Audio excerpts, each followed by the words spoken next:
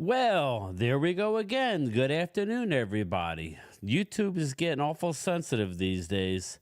I've used a lot of clips, and there we go. I'll have to shorten that one up, but we are live. We are live. We are live. Hopefully, everybody will come on over to here. Sorry about that. Mark Holmes, are you ready to roll, my guy? Let's see here. Let me ask to unmute. Curtis Bergdorf, sorry about that. What's up, J Daddy?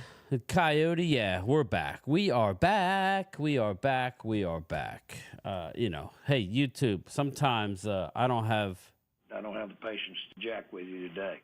Yes, I don't have patience to jack with you today. Can't hear Mark. Yeah, he's still muted, so unmute yourself. Mark, we are back. Logan Motorsports. There we go. What's going on, everybody? Yeah, we're good. I don't know. I've been doing a lot of clips lately. YouTube has been really sensitive as of late, so I got to really shorten up my clips, I guess. What's up, Yasin? What's up, Mark? There he is, people. There he is. Good. Couple of things, man. BetUS. Do you know you can do 3 deposits of up to $2,000 and they have 125% matching? That's a whole lot of money to work with. And I don't know if you heard about Justin Jefferson right now. You might want to take the under for 1,300 yards because J.J. McCarthy has a torn MCL, and that's a 4 to 8 week injury. So there you have that. Walker Wade in the house. Shout out to Walker Wade. So we are back from training camp, game time. I want to get your take, and I know you have a bunch of questions for me about camp and things. Get your take. Do you feel better or worse about the Cowboys? Oh, I feel better. I think what I was telling you, before you went to training camp, I thought our defense would be better. I definitely think it will be better. How about, listen, we just got to stay healthy. We can't afford to lose any more depth. But, I feel really good as long as Dak's in the game. We're going to get to it, people. I want to pick Mark's brain. But, yeah, I feel a lot better, Mark. You were there. You tell me. How do you feel? I feel, well, it's a cycle when it comes to Cowboys. We lose in the playoffs, we get trashed, and then free agency comes about. We do nothing. Of course, we get trashed. The Cowboys suck. They're ass, and everything else. We go through the draft. They tell us the players we drafted stink. We got a B minus or a B as far as draft goes. And then we get to training camp and everything else. And then the narrative starts to change that now, after not doing anything, we're a Super Bowl contender. And they set up the expectations that, it's Super Bowl or bust. And it's kind of crazy. So we're on that upswing right now. But the Cowboys, for as much as we trash them and say, they didn't do anything to help themselves, you kind of have to look at it and say, if Diggs does come back completely healthy, that's as good as any free agent cornerback signing in the NFL, right? Yeah, absolutely. Okay. And looking at Overshown right now, hell, the fact that we got Marquise Bell back at safety and we actually have linebackers, you got to look at that and say, that's as good as a free agent signing that anybody else may have had. Getting Kendricks in there because Kendricks seems to be the general. And even though Brian Broaddus kind of threw Mozzie under the bus and said, oh, yeah, he did some good things, but then, he had a great play with the screen, but then he took the next play off, which is true. But I'm sitting here thinking that he had 3 tackles. And unfortunately, people equate an interior defensive lineman like they're an edge rusher or like they're a linebacker and expect them to have 10, 12 tackles a game. And if they don't have that, they think of them as a bum. I'm going to ask you a question here. Warren Sapp, one of the greatest defensive interior linemen out there, how many tackles do you think he averaged in his career per game? How many tackles? I don't know. 4? I don't know. 2.8. Really? So even me going 4 was too much. 2.8 tackles is what he averaged throughout his career. 198 games, 569 tackles. And that's where people don't understand that a lot of times, because there's one play, Philly 500 has been trashing me and stuff and said, oh, look at this, he missed a play. I'm looking at it and understanding that his assignment is the A gap. And the linebacker, I don't know what the hell the linebacker's doing. The linebacker's got the other A gap, and he literally looked like he's like trying to run and catch a bus. And it's like that was the linebacker's hole and man to tackle. Mozzie did exactly what he thought or what he was supposed to do by design, and it gets trashed because people don't understand that in defense, it's not just everybody running to the ball. I've got my gap, I got my responsibility, and I have to take care of that assignment. Because if I showboat and say, let me jump over to the other gap, and you're there at the linebacker, then you're messing up the play and you're making an even bigger hole. Mark, stop. In no way, shape, or form is Mozzie said. No, hold on. What's up, Flip? See, this, I'm sorry. Wade, you get under my skin there. Here's what I'm trying to say. I did I say that he was Warren Sapp? No. I said Warren Sapp throughout his career. Oh, well, yeah, but you alluded that he's kind of Warren Sapp because you said no, I did not. I just tried to point out that people think that a defensive tackle, if he's not getting 10 tackles in a game, he's not doing anything. Pointing out that one of the best in the business, and I said that Hall of Famer had 2.8 tackles per game. So trying to equate and set the narrative of you can't compare a linebacker's totals to a defensive lineman's. Right? Yeah. Or did you guys not understand that? You talking to me? I understand it. That's what I'm trying to. Unfortunately, whenever you bring up somebody to try and put things in context of understanding what goes on, Dak Prescott misses one pass, you would think that nobody else in the NFL misses a pass. I just think that's doing Mozzie a disservice to mention anybody's name at this point. He needs to just put his head down. You said he's the first one on the field, the last one to leave, basically. All as I saw that Broadus was saying, he's Brian. Took plays off. Well, it's not that he took plays off. His stamina. I'm very quick to jump on Jordan Davis, and that's his issue. The coaches are even outwardly saying their main concern about Jordan Davis is what is he like the third part of the season? What is he like in the fourth quarter, let alone the third part of the season? He just got to get his stamina up. He's had a lot more good plays early on in this camp than he did all of last year. So I think the sky's the limit. When he gets fatigued, he gets a little, and as do we all. We get a little disheveled. Our footwork isn't the same. I think he's going to be fine. He just needs to keep working. In my opinion, I think he's doing great. And from what you said, you're saying the same thing. Just how people get, Mark, when you start. The crap that you got when you were just comparing Micah to Lawrence Taylor as a rookie. Nobody's saying he's Lawrence Taylor. You were just complaining. You were just comparing. What I try to do is set the table and say, here's what some of the greatest people have done to start their career and so on, and go through and say they're starting a career like that. I have not said that he is Lawrence Taylor and put him in the Hall of Fame yet. Only time will tell on that one. And in the same way with Dak Prescott, only time will tell. Dak Prescott just needs a Super Bowl, and he'll be considered to be up there with the other ones. I know the assignments of one technique, but I need my one technique to make huge impacts in the middle.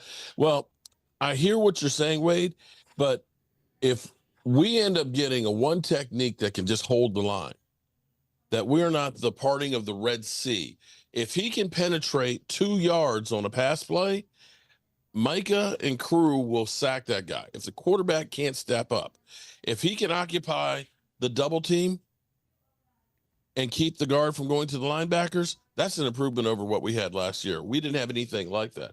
At least here's what I will say. At the moment, he's no worse than Hankins was last year. Now, people think I'm crazy, but the Pro Football Focus, I mentioned this before, they had him rated higher than Hankins by the end of the year. That was last year, and we all thought that he was non-existent, which he was. But I still believe that it would help Mozzie too. I think it would help Mozzie to bring in a veteran defensive tackle to take a little more pressure off of him, because I think Mozzie went through a lot last year emotionally, and everybody's saying it now. The expectations he put on himself and everybody else, and then he was playing with that injury. It's not easy. It's not easy, and what Dan Quinn was asking him to do, he felt the need to lose all this weight to try and do what Dan Quinn wanted him to do. Now things are simplified. Mozzie just, add on some weight, deal with the double team, gain the line of scrimmage, do not get turned. Like Broadus did say, the one thing when you're standing on the sideline, what you don't want to see is number 58. You don't want to see the name and the numbers. He did a great job in the first game of doing that. Where he just he's staying square. If you could drive and, gain access to the line of scrimmage, that's what football is about. That's what I was showing that clip. I just got to shorten it up, obviously. You don't want to, like you remember the Titans. We're not going to let him gain another yard. That's what you want. And Mozzie is on his way to doing so. So I'm excited about the defense. Again, people, we played less than 10 players, offense and defense combined, that are going to see any kind of playing time in the regular season. These were all third stringers, fourth stringers. Obviously, it's football, Mark. You can't sit everybody. You have to play somebody, So I thought they did well. Obviously, Trey Lance, we can get into Trey whenever you want to. I didn't think he looked good. It was not good. Walker Wade, what's up, brother? If Dak leaves, it's rush time, not Lance. Oh, I agree with that. Mark, your opinion with that? I tell you what, right now, and I'm going to get killed for saying this, I might as well have Ben DiNucci. Or the other guy that's in Philly. What's his name that we had last year? Greer. Yeah, Will Greer. Exactly. Will Greer. Yep. Sorry. The funniest thing to me is I had this guy, he's a comedian, Ray. Shout out to Ray. Sitting next to me. Did you? Practice. And literally he's a Dak Prescott. He's like, Dak got to force the ball down the field. It's not that I don't like Dak, but he's got to force the ball down the field, and his accuracy stinks. And he was a big Trey Lance. Kept calling him Trigger Trey. What's he triggering? Throwing the worm burners. Triggering. Yeah. I'm just watching. I'm not here to crap on him either, Mark, but go ahead, finish your thought. I'm not here to crap on him either, but when Ray's up here telling me, he's like, yeah, but his handoffs are crisp. It's like that's your whole thing. His handoffs were crisp. Okay. Well, Jay Daddy, real quick, Mark. He says praise Mozzie but criticize Lance. Nobody is criticizing. When nobody's praising Mozzie, I'm not. I listen. Watch the tape. He had a good game. Lance had 4 turnovers. Jay Daddy, you got to put up points. He missed a wide open Jalen Moreno cropper in the end zone. Yvach Lombardi and Brian Broadus do a show. And they both pointed out 2 instances where there were touchdowns left on the field.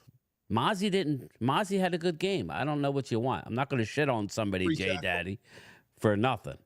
So Mozzie had a step in the right direction. Anyway, you go ahead, brother.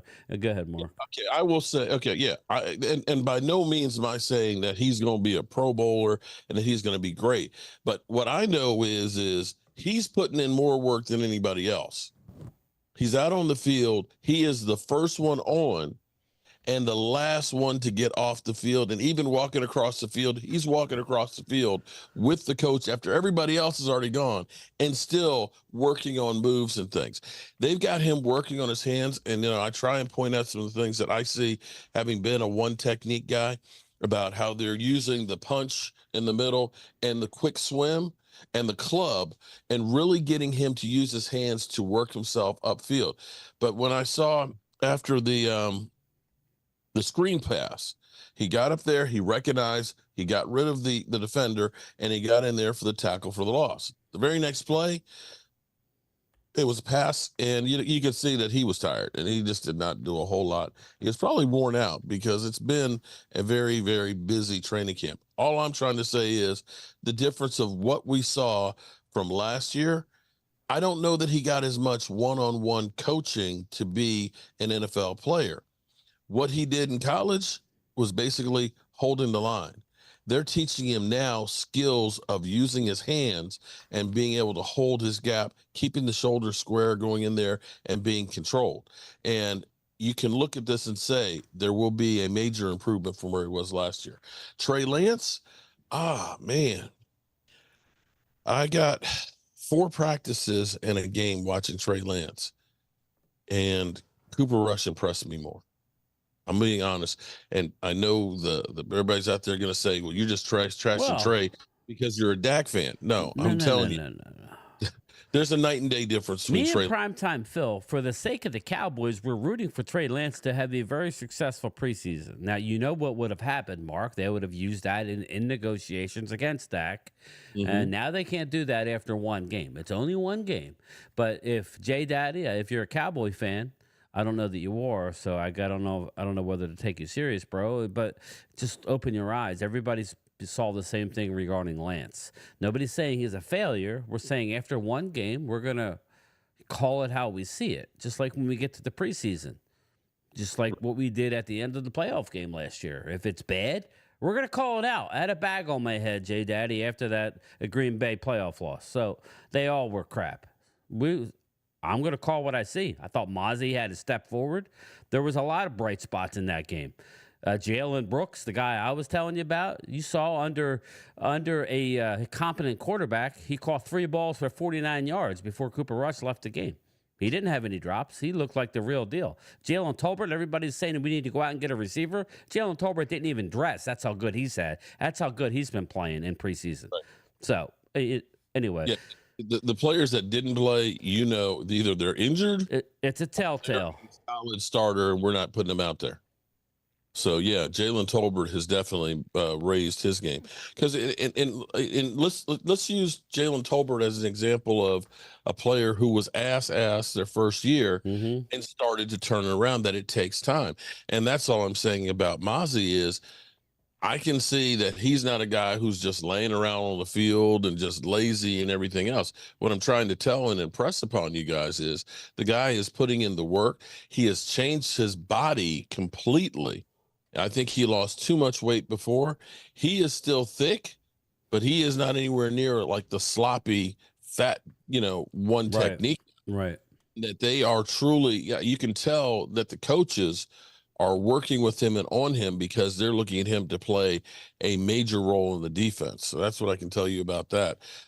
Whether or not we bring in anybody else to help out, I would love that. I always like having backup plans. Like in Boy Scouts, they always taught us, be prepared. Be prepared, right? Mm-hmm. Well, that's what... Well, I want to ask you more questions about your trip, but just real quick, we lost... Chuma Edoga for a period of time. I did a video on it. I was out doing errands. Chuma Edoga has a torn ligament in his toe, so he might need some surgery. He might be out for an indefinite. Now, they're doing more tests to see if it indeed is a torn ligament, but that's what they're fearing at this point. At the very least, it's bad. He's in a walking boot now. He's going to be out a while. So, again, we all knew that Guyton was going to start at left tackle, and that's fine. That's great. But now we need to make sure who is going to be that swing tackle. Who is it? We need to find out. So a little bit of breaking news that I'm sure Mark had talked about as well. Edoga is out and indefinitely. It's not an IR situation necessarily, but they don't know for sure.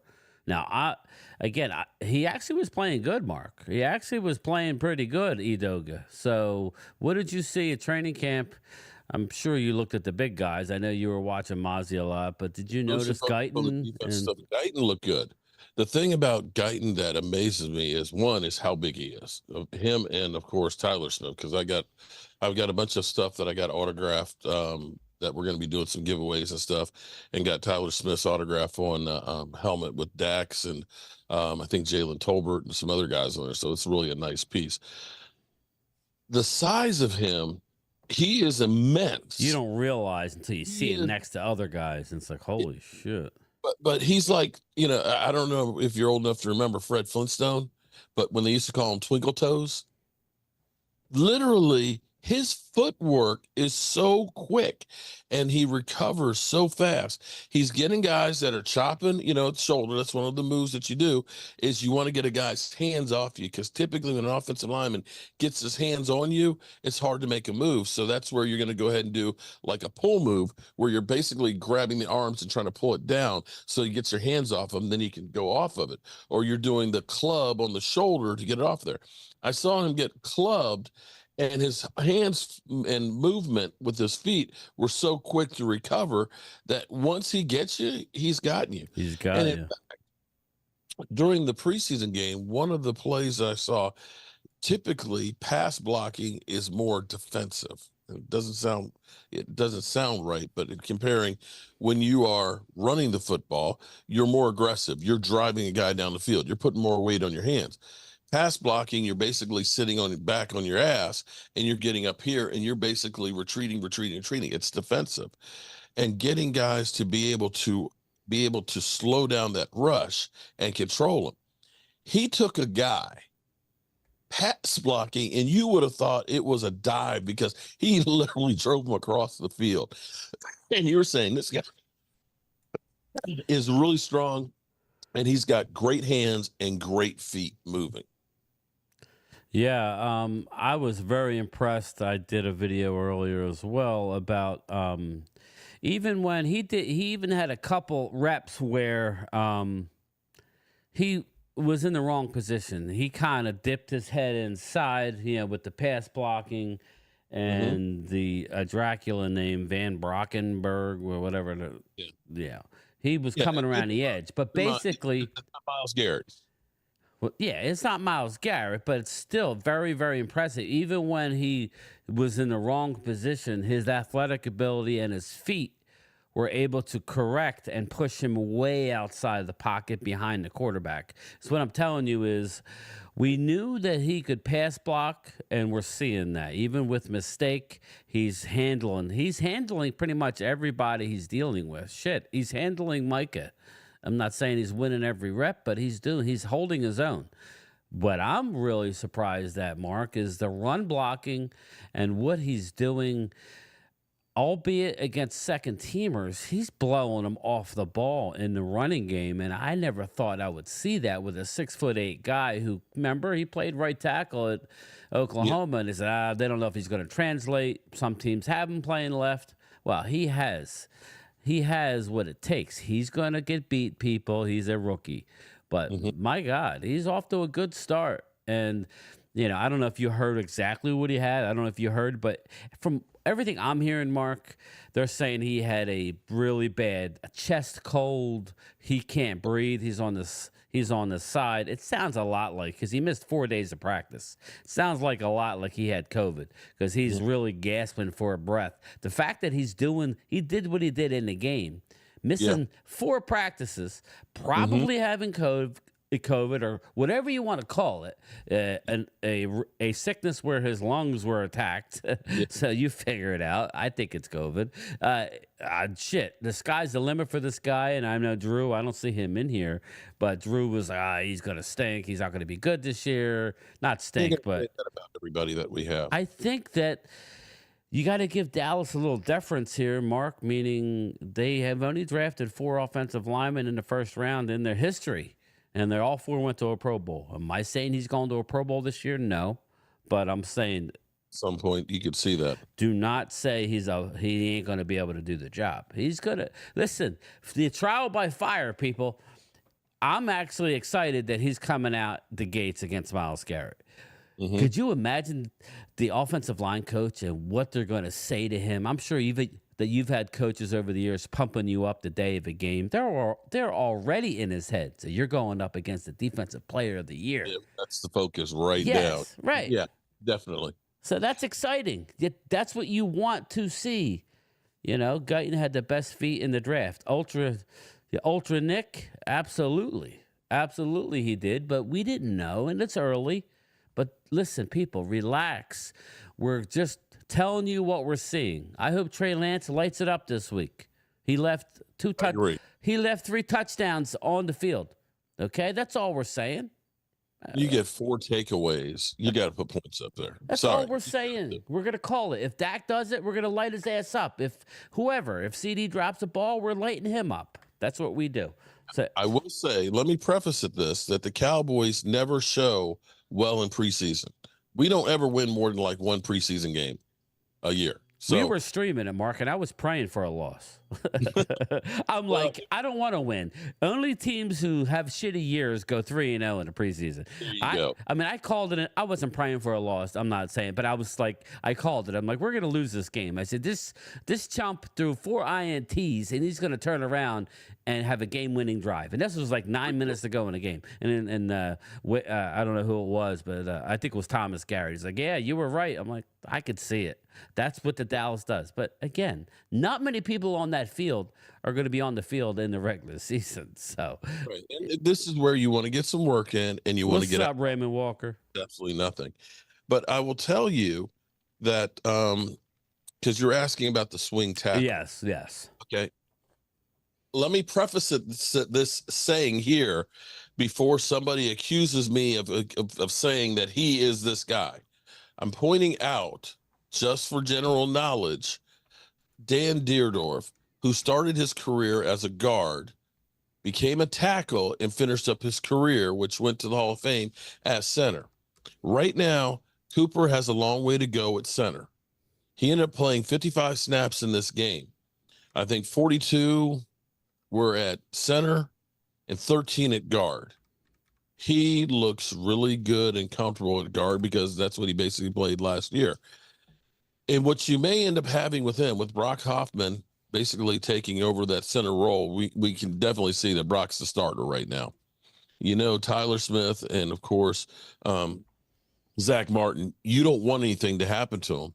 But I could see Cooper Beebe being the next man up for those positions. And I actually would feel comfortable with that because he has actually played that well at guard, at least. And again, this is a preseason game with a lot of guys that are not going to be NFL caliber guys. So, and it's only the first one. There's no game planning and things like that. So understand what you see in this game is not real action. They literally aren't game planning it. They're just basically going out and they're throwing different shit on the wall to say, let's try this, to do work to get stuff out. But what you see in practice and seeing these guys working against each other, that's where you look and say, it's possible he could be that swing offensive lineman. And he has played tackle as well. Yeah, that's the thing. He actually has played tackle early on in college, whereas he hasn't played center since high school. We kind of were led a little bit, again, in the whole draft process, people, if we're not in the room and we're not doing and we're not talking to the players, we're only going by what we're hearing from these scouts, these media scouts, right. Dane Brugler.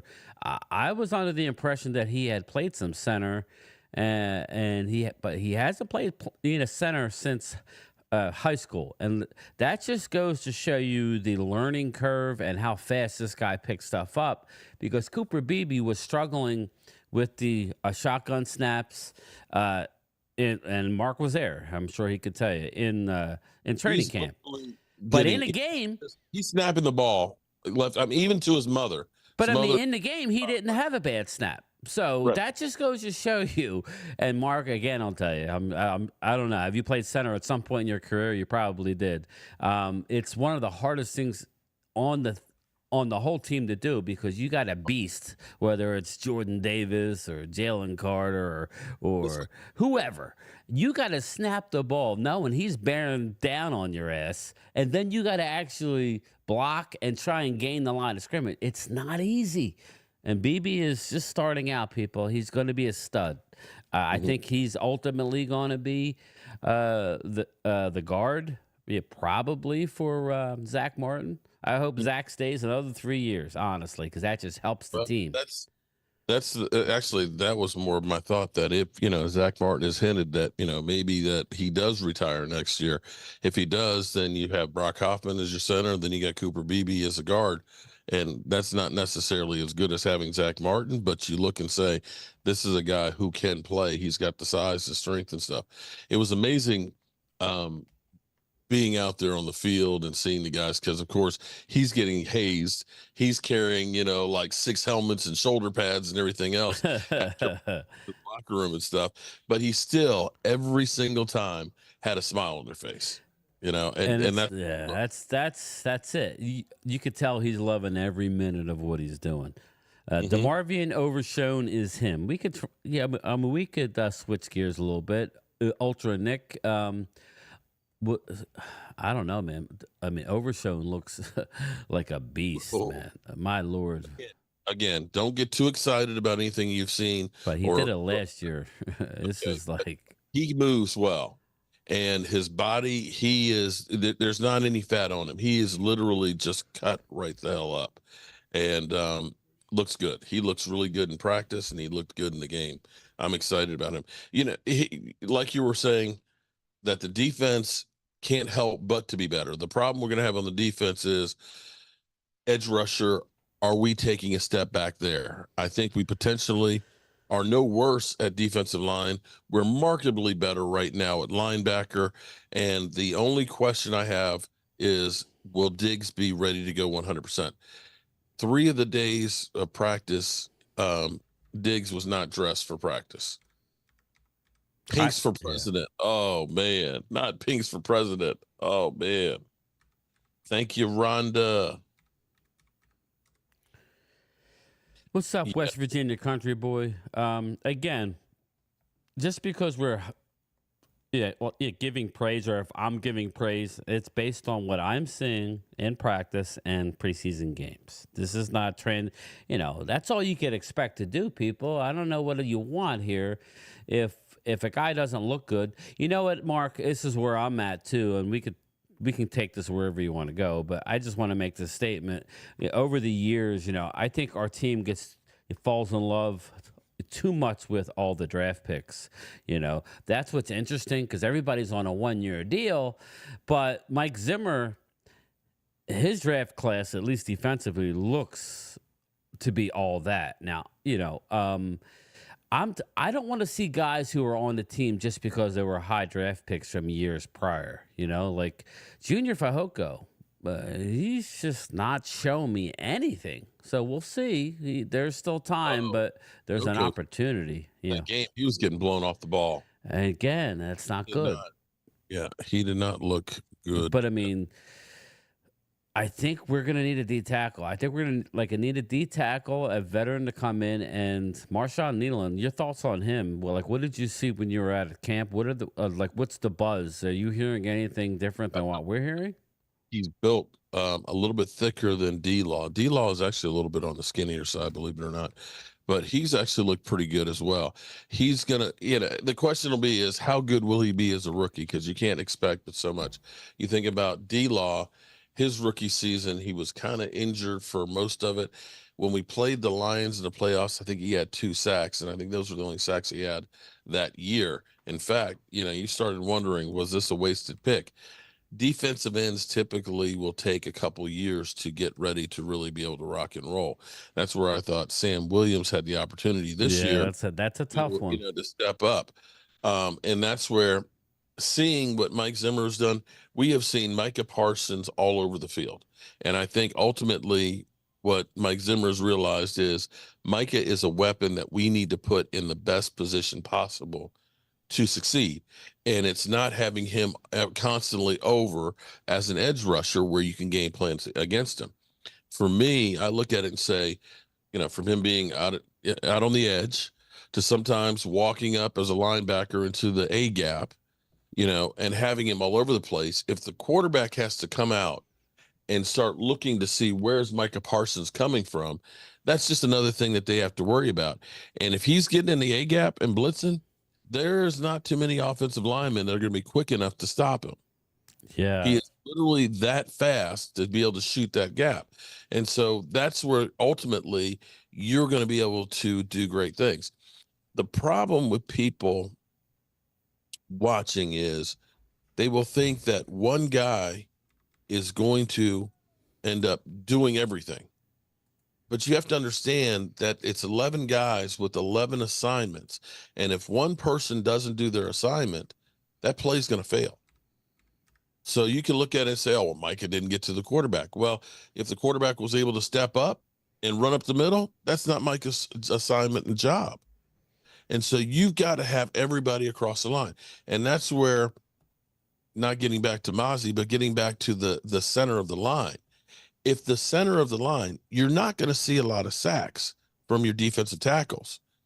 But if they get a push and the quarterback is seeing people in their face, Yeah. you're getting a big paw up. It makes it harder for them to see down the field. Or you're tipping the pass and it's an interception. Or it's making the quarterback uncomfortable because they don't want anybody in their knees. They're ready to take off and they can't step up. That makes the outside guys more effective. They're the ones that are going to clean up off of your work.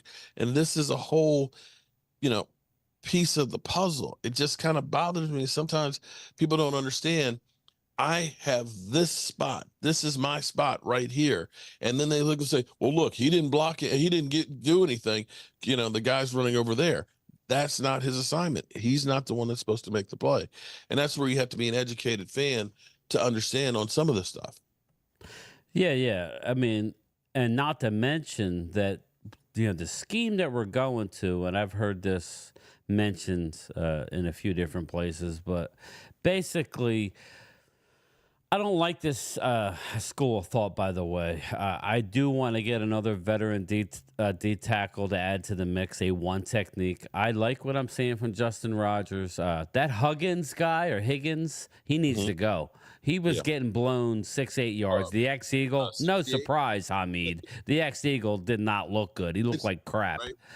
So, but the fact that we're using 3 linebackers, Mark, I'm hearing that, that it's going to make, obviously, you're using an extra linebacker. So it's not like you only have the 2, you have 3 linebackers. So like Mark's been saying, what Mozzie's job is to take on a double team, not get turned, stay square, and try and gain leverage and get into the backfield. You push him back as far as you can. And then your 3 technique lined up next to him. You even saw Mozzie playing 3. You saw Carl Davis playing 3, but you didn't see the starters. Now, Mozzie may rotate in, and he may be a starter. I don't know, but Mozzie's going to be a starter. I can guarantee you that right now. So they're getting him in. But, again, you got Osa lined up next to him, who was who did make the Pro Bowl, albeit, nowadays it's like this guy, that guy. This guy can't make it. That's okay. Osa's in a contract year. Osa's a very good 3 technique. His problem is he gets a little tired again at the third part of the season where hopefully he can get over that. But that whole 3 linebacker thing, they're relying on, they don't necessarily need the dominant D tackles that you might have needed last year in a 2 linebacker set. So we'll see. I hope they get somebody still. I do. Here's what I'm gonna see if I can do. I agree, Ultra Nick. We need him to be Vince Wilfork. I don't know if that'll happen, but go get me another body to help out Mozzie so we don't have all this pressure on this young kid. He's still very young, very emotional kid. I think Mozzie's not a bust kid, Cowboy. Learn the game, my guy. I'm sorry, he's not a bust yet. You can't say here he's a bust. He's a bottom of the first round guy. He's just as much of a bust as Nolan Smith is, kid Cowboy. He was 2 picks away from Nolan Smith with the Eagles, who's done nothing. Stop comparing Mozzie to Jordan Davis and compare him to guys that were drafted around him. He was a 27th pick in the draft, which is a 2nd round value. So everybody just relax with the whole bust stuff. Okay, here's what I'm gonna do. Let me put this up here for a second. This is going to be a case of, let's see. Oh, wrong one. Hold up.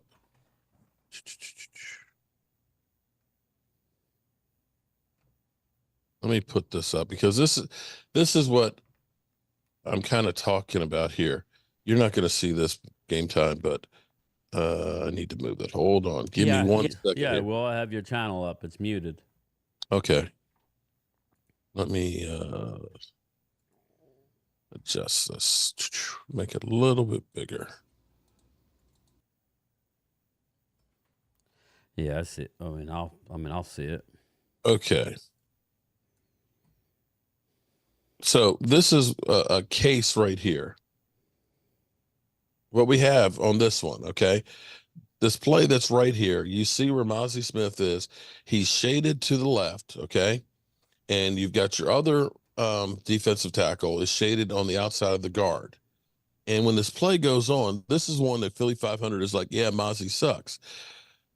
If you watch what happens, he engages, his hole is to the left. That's his assignment. The other defensive tackle is outside of the guard. The linebacker has got the other A gap in here. And so people are looking at this and saying, well, Mozzie sucks. He stood up the offensive lineman, didn't give up any ground, right? You see this? You've got your linebacker who's in the hole, perfect position. You've got your other tackle taking on a double team and holding the ground. The defensive line did their job. But I don't know what the hell, as the guard's coming off, what the linebacker is doing. I'm assuming he's thinking that he's going to go wide and he bends it back. But see, this is what I say about when you have a gap, you have to fill your gap assignment. Mozzie got his. The other defensive tackle got his. The linebacker jets out and leaves that hole right there. And people are saying, look at Mozzie, he sucks. Well, Mozzie was controlling his spot. Now, had he recognized and maybe could have closed back down? Yes. But that hole was not on Mozzie. That hole was on the linebacker who literally, I don't know where the hell he's going. Look at this. It's like, whoop, I got to get out of here. He literally flies out of there. And he should have recognized that I've got the guard coming at me. I need to take on the guard and shed the block. Instead, he runs his hell off the field. Right. And so here's where I'm getting, this is where I get flustered because I got Philly 500. Look at Mozzie. He sucks, man. And it's like, wait a minute. Do you understand football? Well, that's his job, though. His job is to stir the pot, unfortunately. Laws. Tyler R is going to help our O-line. You're right about that. Shout out to Jim Laws. Appreciate you. Man just wants to say, Mark, thank you for going to Pinks, brother. Oh, God, man. Dude, that looked good. Stop dissing on Pinks. It looked tasty, man. Yeah, but I tell you what, man. Did it come out? How fast before it came out? It caused an earthquake in San Francisco. Did you drink the brown water? That's what the Asman wants to know. Earthquake. I thought it looked good too, Logan Motorsports. That shit looked tasty. Mark went with the right one with the bacon. I think that was a smart move. But again, that was the which one was that? That was the what's her name? Drew Barrymore. Drew Barrymore. I was just gonna get the jalapeno one, which was What's chili, up, Tommy? And mustard. Oof. But Tracy was like, well, it's only $1 more to get the Drew Barrymore and have the bacon. It's like, oh, Lord. Yeah, if you're going to go with a heart attack, go all the way. Get the bacon on a friggin' hot dog. Everything was so expensive out there. Oh, my God. I've never been to California, people. I know it's a weird thing. When I retire, I'm going to get out there. But I've never been to Cali. I've flown over it, around it, through it. But Wade, Patriots Pro Bowler linebacker is up for trade. Yeah, Wade, Philly 500 is doing videos every day. He thinks that they're going to go out and get him. So we'll see about that. What's up, Robbie? Well, if they were to go through, I don't know if you've looked at over the cap lately. Yeah, we got a lot of money because of the suspension. Counting on it because he's not there. So it's $29 million at the moment. Now, if they could get him signed, it would be, Wade. $20 million of cap space. And I believe that Friday's practice, Dak and Jerry and Steven and all those guys weren't there. I'm believing that was the beginning of the negotiations right in there to really start working on getting that stuff together. I think Jerry Jones took a big hit, and I think the realization of some of the shit that they're doing is beginning to sink in a little bit because I've been to training camp many, many times. And let me show you something here. Let me grab something here for a sec. Matthew G. John lives in Dallas, has a restaurant in Dallas. This could be a move the Cowboys make. Ultra Nick, man. Ultra, that would be the best thing because Philly 500, he literally is getting very, very, almost too excited about Matthew Judon. Every day there's a Matthew Judon linked to the birds. Fly, Eagles, fly. If he came to Dallas, what we got to start thinking about, Ultra Nick, is what would they want? Would they want a player? Would we give up a player? This is where I think Stephen Jones lacks, Ultra. I think he lacks the outside of the box thinking that Howie Roseman does, where you have to go out and get somebody. I mean, this is a guy who's under contract. That would be a good move, but that's normally a move the Eagles would make. But I think the Eagles, Mark, and you can get to your point, I think the Eagles are now in the realm of when you sign a Jalen, you sign AJ, you sign Devontae, and you sign a Barkley, and then you went out and got C.J. Gardner-Johnson. I know it's not a long-term deal, but you're still paying him decent money. Now you have to start looking up how much money you're going to be able to give.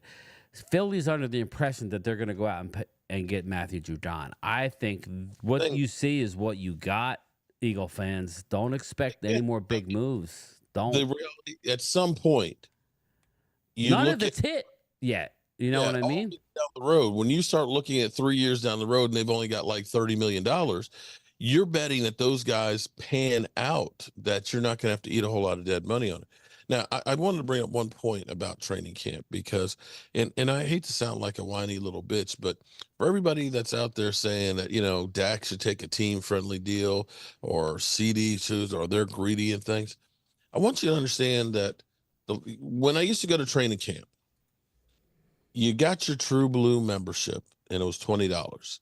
If you ordered merchandise from the Cowboys shop, you got a 15% discount because you spent that $20. And what you used to get was, look, Dallas United right bottle, because I got a couple of these. In it, a Dallas Cowboys towel. You got Cowboys United, look, sunglasses, and a license plate cover. Pretty good for $20, right? Right. You could stand there on the fence line there with the players on either side of the field. Now you're cordoned off into the stands. Now you get nothing, and you only have to pay that one time. Now it's $23 every practice, and you get nothing. $23. So you see the numbers of people being way down from where they used to be. Oh, and the other side where you used to get saying you can't anymore unless you're paying $290. Yeah. VIP section. And you got cap hell coming on the horizon. You are 100% right. Shout out to Walker Wade. Yeah, he's on a roll. Thank you, Wade. Forbes has just came out. Dallas is officially over the $10 billion value mark. Brian Sokal, he added me and you as well as other people on X.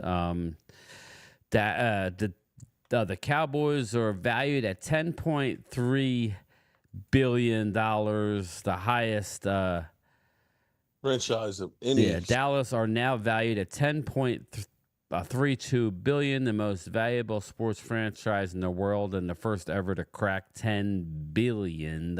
So there's a reason why, everybody, because they're charging Mark Holmes $290 to get.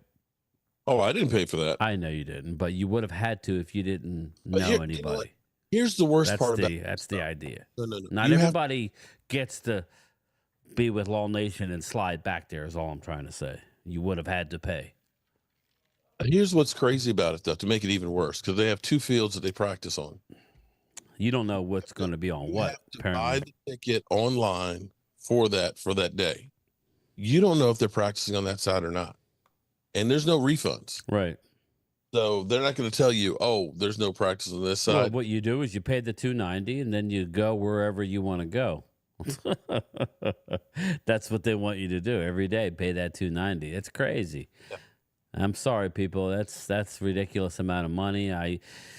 I get it. If you're a Law Nation, you can afford it. Maybe I don't even know if I assume he's paying, but maybe not. I don't know. He might be so big that they're like, "Yo, we'll let you in here because you're bringing eyes to our franchise." That's probably what's going on. I doubt he's there for.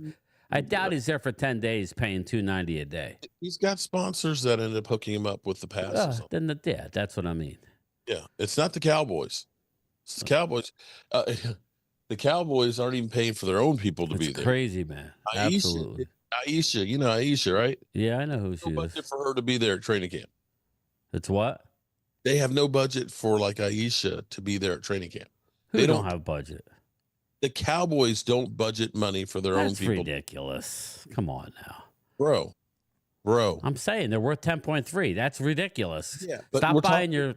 Hold it. Brian, you remember when we went to training camp, bro? I mean, excuse me, the Star, right? And we saw the dining room in the Star? Yes. You remember what they were saying? They charge the players monthly for access to the cafeteria. Yeah, I know. They're charging lunch money to the players. So much so that the Eagles, who am I thinking of, people? Ross, the NFL Network, he does Eagles games. Anyway, he played with the Cowboys, offensive lineman, something Ross Tucker. That's it. Ross Tucker actually did a video. They actually did a video. Last year. I mean, he was on the radio, WIP, locally, ripping the Cowboys. He played for the Cowboys. He was drafted. I believe he was drafted by Dallas, and he crapped on him that, Again, why are we charging the players? But I'm not, that's for another day. But not Rick Ross, Jay Dowdy, Ross Tucker. He's an Eagle. He's an Eagle guy now. He does all their preseason games on TV. He said the same thing. That's absolutely ridiculous. But again, that's what this team does. They're more and I don't want to be negative. I'm very excited about the year, but everything they do, Mark, revolves around the almighty dollar. It's frustrating. I mean, whether you like CD or not, make a decision in a timely fashion. You know what I'm saying? Make a decision. Where it's not hurting, because see, now the team is okay. Think about this: they're practicing right now as we speak. Okay, tomorrow they're going to be practicing against the Rams again. They've decided they're doing another joint practice, and I think that's going to be the way of the NFL season. They'll have practice on Thursday. Friday might be a walkthrough or it might be a day off, and then they got a game on Saturday. So now you're getting into the game mode. There's not a whole lot of padded practices left to get up to speed. And now you're talking about a guy who's going to be coming in cold, and wanting to, getting his contract. And now there's the pressure and everything else. Does he end up getting injured? Trying to get up to speed. Mouse, I did see that, the Ayuk to the Steelers. I think he will be traded. It's just a matter of what at this point. I think Brandon Ayuk realizes Niners aren't going to give him any more money. They got to take care of their quarterback. That's just a fact. So, yes, I did see that. 49ers and Steelers have a deal in place. They're just waiting on Brandon to decide what the hell he wants to do. The Prime Time says, I always question the Joneses, but you have to question CeeDee Lamb and his agent. They didn't want to negotiate until Jefferson did his. And I agree with that, Prime Time. Everybody wants to crap on Jerry, but I do believe that there's a little bit of CD didn't want a deal last year either, Mark. He wanted to wait until they both wanted to wait for more leaves to fall. You know what I mean? So now it's funny because now I see Jamar Chase is not in practice. I wonder what that means. I wonder. That they weren't going to get that deal done and so on. So it's kind of like, you know what? I guess he's decided, I'm going to go ahead and get paid too. It's working for Brandon Ayuk. Again, man, you're one hit away from not getting paid. That's why everybody who thinks Dak won't take a lesser deal to sign now than after the year, you're crazy. This game is too violent. Dak, got hurt on a nondescript out of the pocket play, where he got pulled down awkwardly and almost ended his career. It only takes one more to do it. So you will get a better deal if you have Dak now rather than at the end of the year. Because if I'm Dak, I'm saying, once the season starts, I don't want to negotiate. But maybe he's stupid for doing that. I would let his agents just deal with whatever. But what evidence is there that CD wanted to wait on his contract? Big Sarge, I would say the evidence is what Steven said. Now, if you don't believe Steven, that's fine. Steven and Jerry both said that Actually, it was Stephen Jones, right, Mark? He made a comment that that they've offered him contracts. Now, then again, we don't know what they offered, so it's Yeah, kind of you can say, we're going to give you a $300 million contract and only $1 guaranteed. right. Or 10 million on a 1-year deal, like D-Law. $1 guaranteed. Well, shit. Screw you. Yeah. So you don't know, and it's kind of like this. If you and your wife are having an argument and somebody's asking you what happened, you're always going to put yourself in the best light. You're going to leave out a few of the details of some of the things that you did to set her off. I didn't do anything. Listen, I was the good guy. I offered to help clean up the kitchen and everything else. And, she just said, screw you and things. But you know what? She asked you 15 times to help clean up the kitchen. Yeah. And finally got mad and said, screw you, I'll take care of it. And then after you realize you're going to be sleeping on the couch, you came back and said, well, let me help you. No, I got it. So you tell the story of, I offered to help, but then she just got mad at me. You kind of left out some of the details there that make it look totally different. So, yeah. Yeah, So, and Primetime says his agent was at the Olympics, so not that they can't fax over deals, but that does weigh in on it. Unfortunately, things like that happen. He's right. It's always the wife's fault. Crypto keeper, if in doubt, blame the better half, right? Nah, I'm just joking. Keep it low. no dinner for that night, either. There you go. Exactly. Okay, Primetime. Sorry, bro. But as we get ready to get out of here, any other questions about training camp? Yeah, well, I want your overview. Okay, you were there with your wife or your daughter, so obviously we know it's not cheap. But your overall take: would you go back to training camp? And what are you looking forward to Saturday night against the Raiders? I had a really good time. It cost a whole bunch of money. And I'm going to say, for the whole we're all in crowd, we are all in as far as the players go. The players are doing everything they can be to be the best players they can be. Now, I can't say that about the front office, but I am excited about the players that were there. It was great hanging out with my man, Law Nation and stuff, and working. Nothing but the best. And of course, seeing our players up close and seeing some practice and getting a little bit of a taste of the season, the experience. Thanks, West Virginia. You're in the hopper, bro. The Eagle fans are pounding their chest because they're like, we got 55,000 people that were there at camp, which is true. Shout out to them. But they don't have as many open practices as the Cowboys, I don't believe. And they're having it in their stadium at home. The problem is Cowboys are 1,500 miles away from Dallas. You're in Oxnard, which is still a good 90-minute drive if there's no traffic from LA.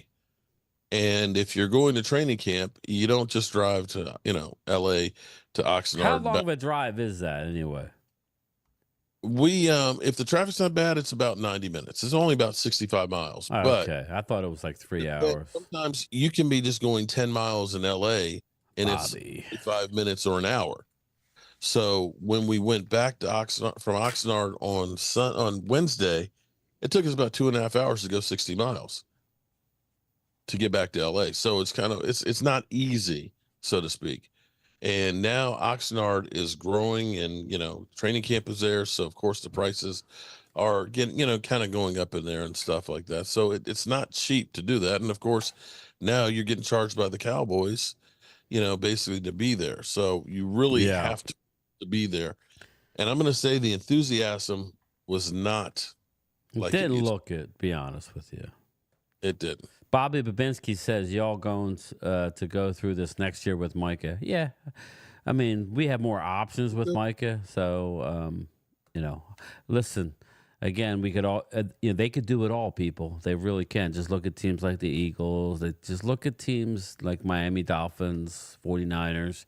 There's money out there. It's all a negotiation. But all right, everybody, we're gonna call it. Mark's got a lot to do. He's lagged out. He's jet lagged. But real quick before we go, Mark, I got a lot of people in here. I would say at least 4 or 5, maybe up to 6 people that are going to that Dallas Eagles game. I told everybody just to get their own tickets for now, unless I'm waiting. We're gonna try and do something, people, but Well, you need to at least get tickets together. yeah. Well, that's what I mean. We're gonna work on getting a block of seats, but there's no guarantee with that, especially with the Cowboys people. So just but the way it seems like we're definitely gonna have a meet up and most likely some sort of tailgate. So on the day of the game. So again, I do have at least a half a dozen people that are excited to hang out with us on the day of the game. So I'm looking forward to it.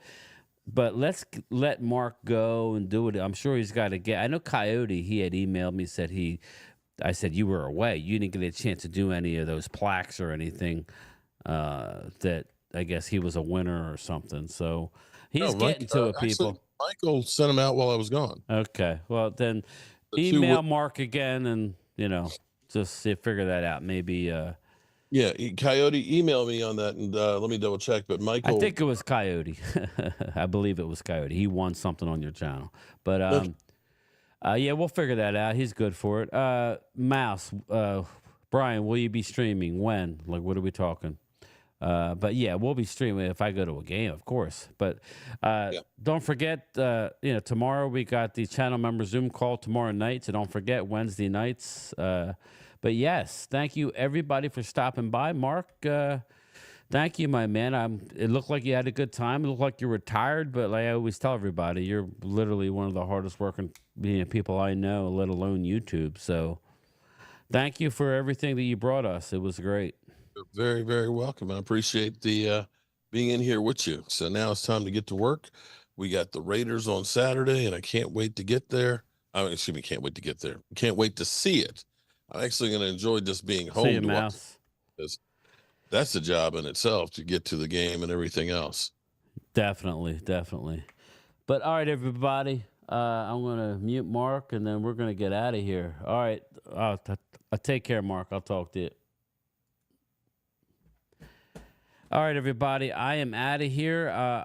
I'll probably be doing something later. If not later, I'll be doing something. I'll definitely do my morning video. I'll go live tomorrow again for a lunchtime chat. Thank you, everybody. I appreciate all the lively. I'm sorry they couldn't get to the chat. I was surprised he went live, but we still had a big group, so I appreciate it. Prime Time said possibly joining my lunchtime chat tomorrow, so we'll see about that. But yeah, it's good to get a little insights. But my thing is this, it seems like you don't have to be there. I think I think going sometimes takes away from what we could actually learn from practice and everything. So that's why I said, Mark, that's a big nut to swallow to go to a training camp. I'm looking forward to going Dallas Eagles in November. I got a lot of Eagles subscribers. I don't wish any ill will towards the Eagles. I hope you stay healthy. We're starting the injury bug already, people. So let's hope that it stops and it stops quick. But all right, everybody, I will talk to you later. I did get a video up on the way home that you guys may not have seen. Just make sure you get them likes up for me. I would really appreciate it. And I'll talk to you later. All right, everybody. Peace.